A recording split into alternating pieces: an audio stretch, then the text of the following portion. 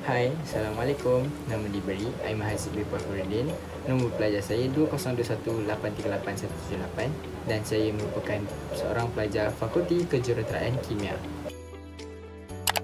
Assalamualaikum, nama saya Akila Nusaibah binti Muhammad Hasif, bernombor matriks 2021840666 dari kelas 2A. Hai, Assalamualaikum. Nama diberi Afif bin Maliki, nombor matrik 2021211934 dan saya daripada kelas 2A. Assalamualaikum, nama diberi Amisha Nur Syahirah binti Mazlan, bernombor matrik 2021861108 daripada kelas 2A. Inflasi merupakan satu perubahan yang berlaku terhadap ekonomi sama ada dari aspek positif maupun dari aspek negatif. Inflasi dapat ditakdirkan sebagai kenaikan kos sara hidup yang disebabkan oleh kenaikan secara berterusan dalam agregat ekonomi atau lebih mudah untuk disimpulkan adalah paras harga secara umum. Selain itu, ekonomi yang stabil dan kukuh mempunyai tahap inflasi yang mudah untuk dikawal dan diuruskan. Kadar inflasi sebanyak 2% atau 3% dapat memberikan manfaat yang baik kepada kadar kemajuan ekonomi. Terdapat beberapa pelaksanaan sistem yang boleh digunakan pakai oleh Bank Pusat iaitu Bank Negara Malaysia dalam mengekang masalah inflasi di negara ini. Yang pertama, Bank Negara Malaysia boleh meningkatkan kadar nilai minimum nisbah perindustrian ataupun increase legal requirement. Apabila syarat kelayakan seseorang pemohon untuk memohon pinjaman wang daripada BNM bertambah, maka orang akan jadi tidak berminat untuk meminjam wang sebab dah susah kan, siapa je nak mohon dengan BNM. Maka jumlah ataupun bilangan wang kertas di dalam Bank Negara Malaysia dapat dikawal secara tidak langsung. Masalah inflasi juga dapat dikekang. Malaysia menggunakan IHP iaitu Indeks Harga Pengguna IHP atau Consumer Price Index CPI bagi menentukan perubahan inflasi di Malaysia. Apabila setiap pengiraan yang dikaji menggunakan IHP akan dicatatkan di dalam satu graf mengikut bulan dan tahun untuk mengetahui proses perbezaan inflasi yang berlaku di Malaysia. Dari tahun 2000 hingga tahun 2008, kadar inflasi adalah di bawah 4% yang menunjukkan pertumbuhan ekonomi di Malaysia pada masa itu berada dalam keadaan stabil. Tetapi pada awal tahun 2009 hingga awal tahun 2010, nilai inflasi meningkat sehingga 9% mencatatkan nilai inflasi tertinggi yang pernah berlaku. Berbagai usaha dilakukan oleh kerajaan bagi menurunkan kadar ini. Dari 2010 hingga 2016, kadar inflasi kembali stabil semula. Mula pada tahun 2017, kadar inflasi meningkat semula apabila GST iaitu cukai tambahan diwujudkan. Pada tahun 2019 hingga 2020, kadar inflasi menurun dengan nilai paling rendah pernah dicatatkan di Malaysia. Pada tahun 2020, bermulanya kewujudan COVID-19 di Malaysia menyebabkan kadar inflasi kembali meningkat serta ketidakstabilan dalam perubahan politik juga memberi kesan yang sama. Inflasi bukan sahaja dari segi ekonomi, malah dilibatkan dengan inflasi kewangan, hartanah, makanan dan minuman serta petroleum. Mari kita lihat kesan inflasi di negara Malaysia. Kesan positif dilihat apabila contohnya kita berhutang dengan orang dan kita hanya perlu membayar separuh saja ataupun kurang daripada nilai sebenar yang kita berhutang dengan orang. Manakala orang yang memberi hutang akan mendapat nilai yang lebih sedikit dengan hutang yang mereka berikan kepada penghutang.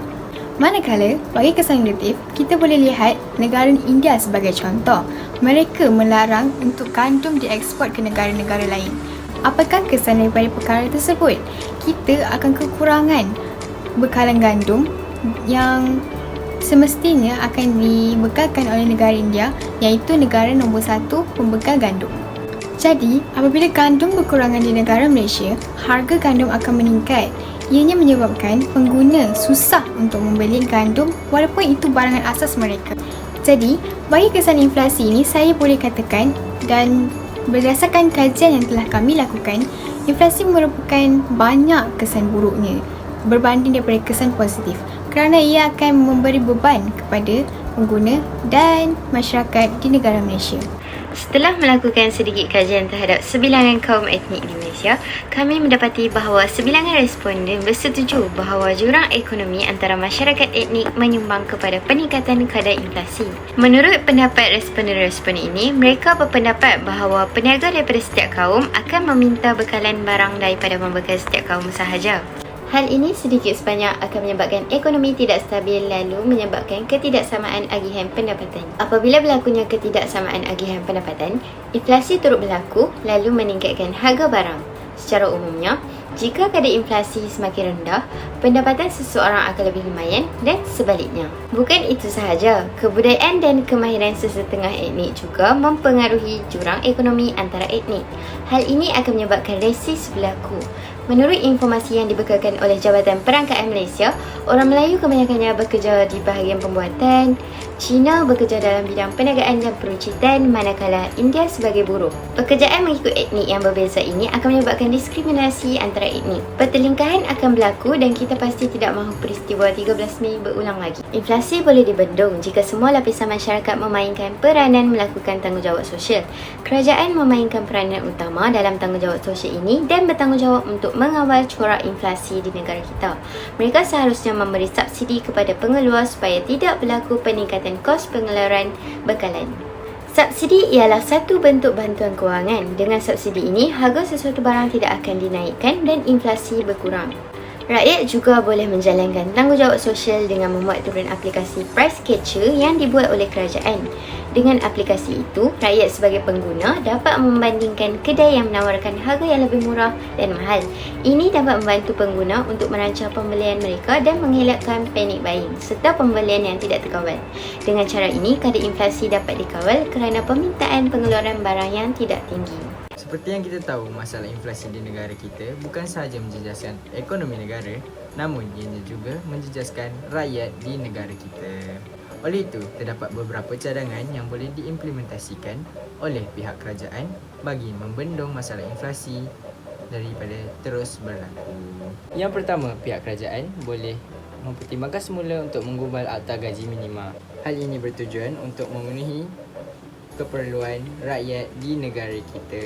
Kadang gaji yang diperoleh oleh rakyat kita tak cukup untuk menampung dan menyara kehidupan sehari-harian mereka.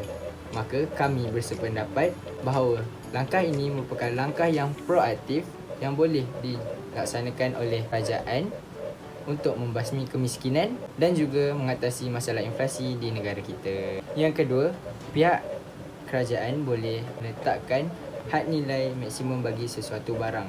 Hal ini kerana apabila masalah inflasi berlaku, harga barangan naik secara mendadak, maka rakyat tidak mampu untuk membeli barangan tersebut.